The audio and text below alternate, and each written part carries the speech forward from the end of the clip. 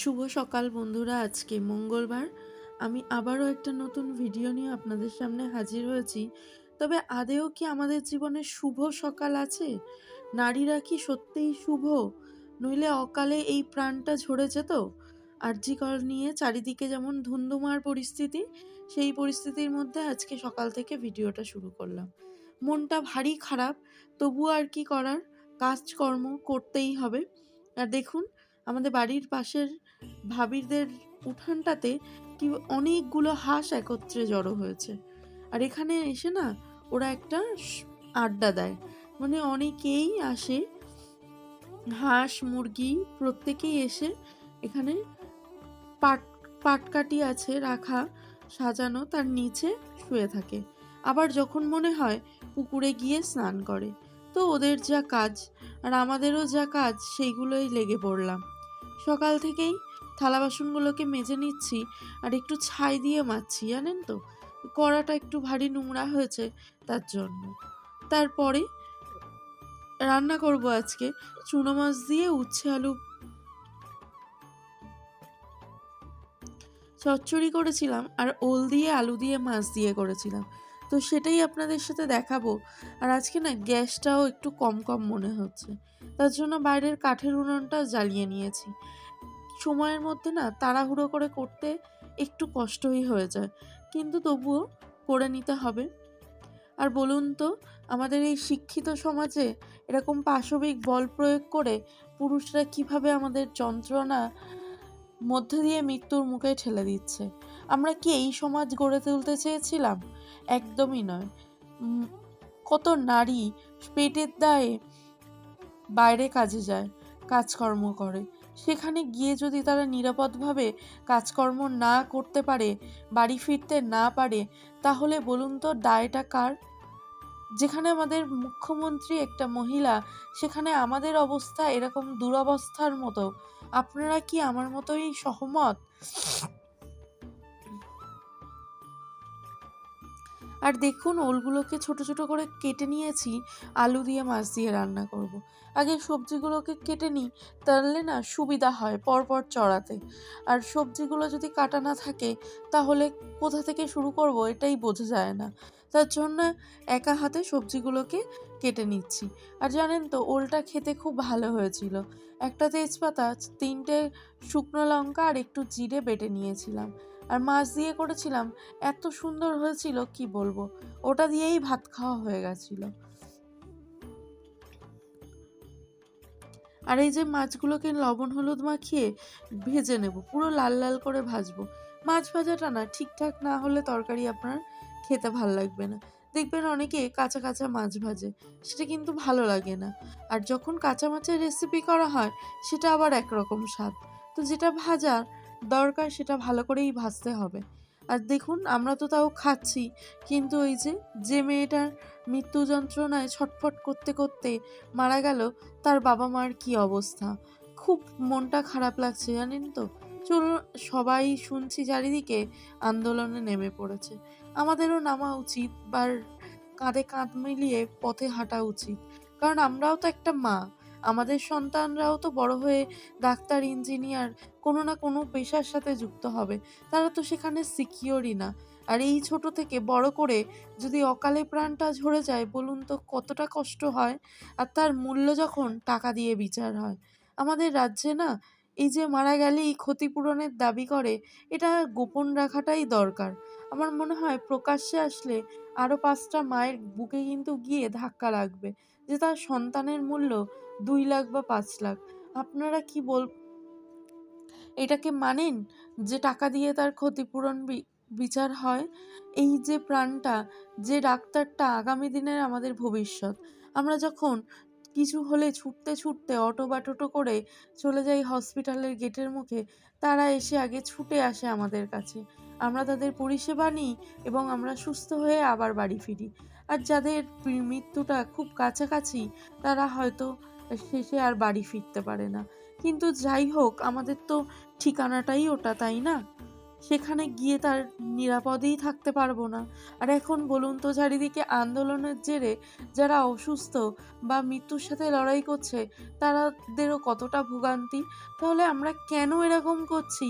আমরাও তো একজন শিক্ষিত মানুষ, শিক্ষিত হচ্ছি বা আমারও সন্তান আছে, তাহলে আমরা পারি এরকম একটা নারীকে যন্ত্রণা দিয়ে মৃত্যুর মুখে ঠেলে দিতে?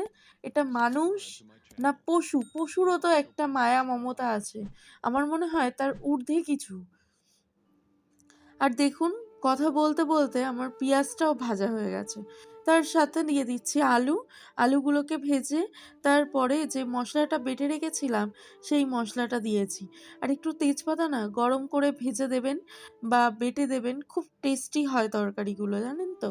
সবে আবার কিন্তু এলাচ লবঙ্গ দেওয়া যায় না। তার জন্য একটু তেজপাতা দিলে মাছের তরকারিতে একটু স্বাদ আনে। তো তার জন্য আমি গুঁড়ো লঙ্কা দিয়েছি আর হলুদ, একে একে ধনের গুঁড়ো, লবণ সমস্ত দিয়ে কষিয়ে নিচ্ছি। তারপরে ওলটা দিয়ে একদম গ্যাসটাকে আস্তে করে দিয়ে চাপা দিয়ে দেব। আর তারপরে ছোট গ্যাসে দিয়ে দেব, হালকা ধিমে আঁচে সুন্দরভাবে গলেও যাবে আর ঝোলটাও থেকে যাবে। ঝোল না এর পাপারা খুব পছন্দ করে। আর এই যে দেখুন কাঠের উনানে আমি জ্বালাবো।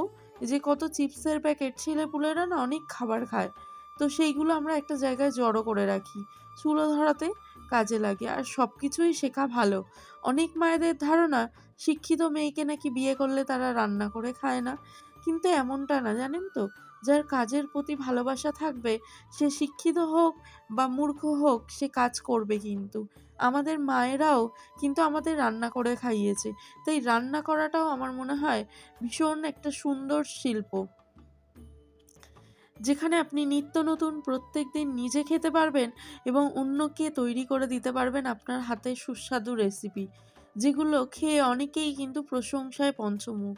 তো সুতরাং রান্না করাটা কিন্তু আমার মনে হয় যে এটা একটা অনেকেই মনে করে যে আমি চাকরি করি বা আমি কাজ করি বা আমি এটা করি, আমি রান্না করব না। তেমনটা নয়, আপনি পরিবারের জন্য আমাদের সকলকে সব কিছুই করতে হবে, তাই না? তো সেই রকমই দেখুন আমি ওলটাকেও ওখানে ওই ছোট গ্যাসটাতে দিয়ে দিয়েছি। তারপরে আমি চুনা মাছগুলোকে নুন হলুদ মাখিয়ে রেখেছিলাম, ভাজা একদম লাল লাল করে ভেজে নেব।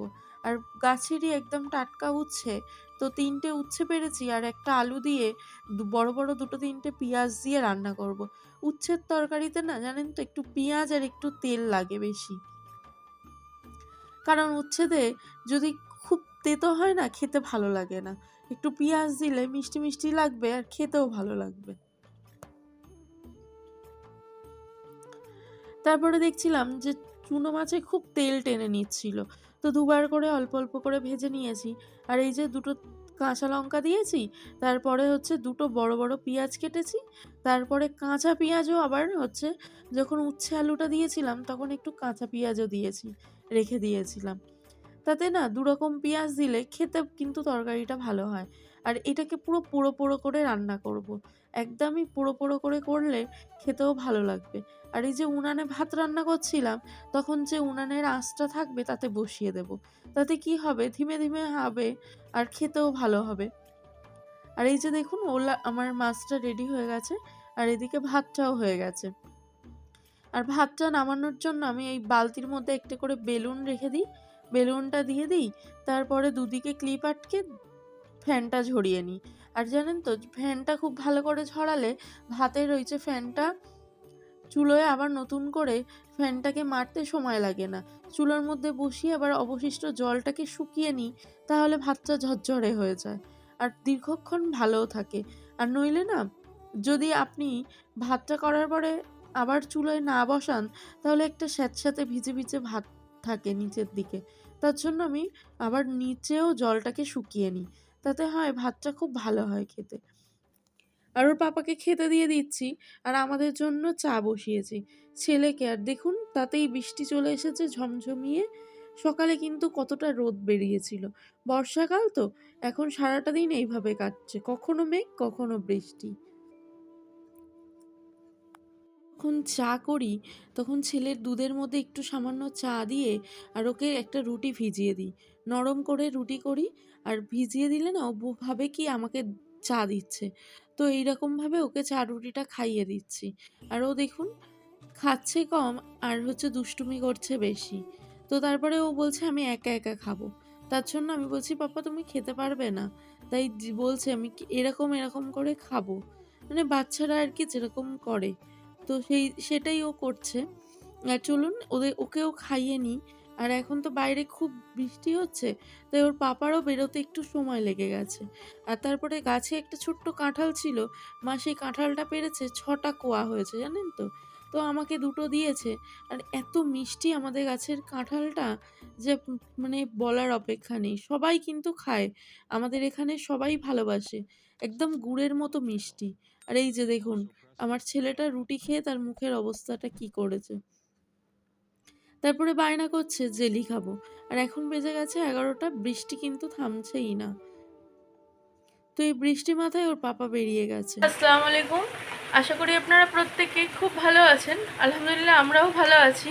তবে আজকে মঙ্গলবার সকাল থেকে আমি আমার ভিডিওটা শুরু করছি। যদি ভালো লাগে অবশ্যই কিন্তু চ্যানেলটার পাশে থাকবেন আর ভিডিওটা দেখতে ভুলবেন না। আর এই যে দেখুন আমার সন্তু বাবাটা জেলি খাচ্ছে। এখন রান্নাঘরের কাজ করে এসে ঘরের কাজে হাত দিচ্ছি, তার আগে বসে নিচ্ছি কারণ চারিদিকে দেখুন কতটা বৃষ্টি হচ্ছে। সকাল থেকেই না বৃষ্টি শুরু হলে খুব রাগ হয়, দুপুরের দিকে হলে অনেকটা কাজটা সেরে ফেলি। আর ওই যে সকালে বৃষ্টি হলে অলস ভাব। আর এই যে দেখুন সেদিনকে ঘুরতে গিয়েছিলাম, শাড়িটাও ভাঁজ করিনি, কালকে একটু রোদে দিয়েছিলাম তারপরে নিয়ে এসছি। আর এই শাড়িগুলো না মানে খুব গুটিয়ে যায়, তার জন্য ইস্ত্রি না করলে ঠিকঠাক হয় না।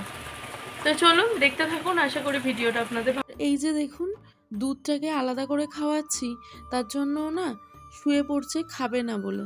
মানে এত দুষ্টুমি করে, দুধটাকে আমি প্রত্যেকদিন, আর ফোনটা তো লাগবেই। কোনো কিছু খাওয়ার আগেই না, মা ফোন দাও আমি ফোন দেখে খেয়ে নেব। আর তার জন্য দেখুন রাগ করে কিভাবে শুয়ে পড়ছে মেঝেতে। এত দুষ্টু হচ্ছে মাশাআল্লাহ, যে বলার অপেক্ষা রাখে না। এত দুষ্টুমি আমি কি করে সামলাবো? তো সেটাই ওর পাপাকে বলছিলাম যে খুব দুষ্টু। আর দেখুন আমাদের জানলা থেকে পিছনে কিন্তু না মাঠ, আর পুকুরটা পুরো জলে কানায় কানায় ভরে গেছে। মানে এত সুন্দর লাগছে কি বলবো। তারপর দুপুর হয়ে গেছে, ছেলেকে গোসল করিয়ে খাওয়ানোর জন্য রান্নাঘরে নিয়ে চলে এসেছি। আর শ্বশুরমশাইয়ের ভাতটা দিচ্ছি, যেহেতু এখন শ্বশুর শাশুড়ি আমার কাছেই খাচ্ছে। তো ৩ টে ছেলে, ৩ টে ছেলের কাছে ১০ দিন করে তারা খায়। এর এটা কিন্তু ভালো জানেন তো, ৩০ দিন ৩টে ছেলে। আবার যাদের একটা ছেলে কিন্তু ৩০ দিন একটা ছেলের কাছে। যাই হোক সবার কিন্তু ১০ দিন করে। তো আব্বার ভাতটা দিয়ে নিয়ে তারপরে হচ্ছে ছেলেকে খাওয়াবো। আর ছেলে তো আমার ফোনটা নিয়ে নেবে, তার জন্য আর সেই ভিডিওটা আর শেয়ার করতে পারবো না। চলুন ছেলেটাকে খাইয়ে নিই। আর খাওয়াতে, খাওয়াতে আমার এখন কিন্তু ২টো বেজে যাবে। আর ছেলের জন্য খিচুড়ি রান্না করেছিলাম। ডাল, আলু, চাল দিয়ে, তারপরে একটু সবজি ছিল সেগুলো দিয়ে। তারপরে একটু ঘি দিয়ে দেবো, টেস্ট হবে। তা ও ওটা দিয়েই খেয়ে নেবে। খিচুড়ি আর না, তোমার খিচুড়িটা না ও খিচুড়ি খুব দেখাও। তৃপ্তি করে খায়। খিচুড়ি, এই যে এই যে তুমি কি খাবে? খিচুড়ি খাবে? কিরম করে খাবে? ওরম করে ওরম করে ওরম করে। চলো তাহলে খেয়ে নাও। হ্যাঁ, ফোন দেখে খাবে তো? ফোনটা চালিয়ে দাও, তুমি একটু দূরে যাও, তোমাকে দেখতে পাচ্ছি না। বলো একটু কি দিয়ে খাবে? দুপুর গড়িয়ে বিকেলে পেরিয়েছি। দেখুন চায়ের জলটাও বসিয়ে দিচ্ছি। যে চারিদিকটা না আজকে খুব অন্ধকার। সারাদিন ধরেই বৃষ্টি হয়েছে। তো চায়ের জন্য জল নিয়ে নিচ্ছি। আর হচ্ছে এই ফ্ল্যাক্সটাতেই রেখে দিই। বাড়ির যখন যার ইচ্ছা হয় সে এই ফ্ল্যাক্সটার থেকে চাটা খেয়ে নেয়। তাহলে গরম থাকে আর বারবার গরম করার ঝামেলাটাও থাকে না। আর লাল চা করবো, তার জন্য কিন্তু একদমই অল্প চা পাতা লাগে। তো সেটা দিয়ে ফুটিয়ে নিচ্ছি ভালো করে। তারপরে চাটাকে ছেঁকে চলে যাবো রান্নাঘরে, ঘুগনি করব। যেহেতু ছোলা ভিজিয়ে রেখেছিলাম, আর ওর পাপা না ময়দার বা তেলের জিনিস কিছু খেয়ে যেতে পারে না। তার জন্য এই হেলদি টিফিনটা করে দিলে দীর্ঘক্ষণ পেটও ভরা থাকে আর শরীরটাও ভালো থাকে। তার জন্য ওকে একটু ঘুগনি করে দেবো, আর একটু পেঁয়াজ কুচি আর কাঁচা ছোলাও রেখে দিয়েছিলাম। ও একটু ঘুগনির সাথে কাঁচা ছোলা খেতে পছন্দ করে। তারপরে ও খেয়ে দোকানে বেরিয়ে যাবে, ছেলেকে খাইয়ে একটু পড়তে বসাবো।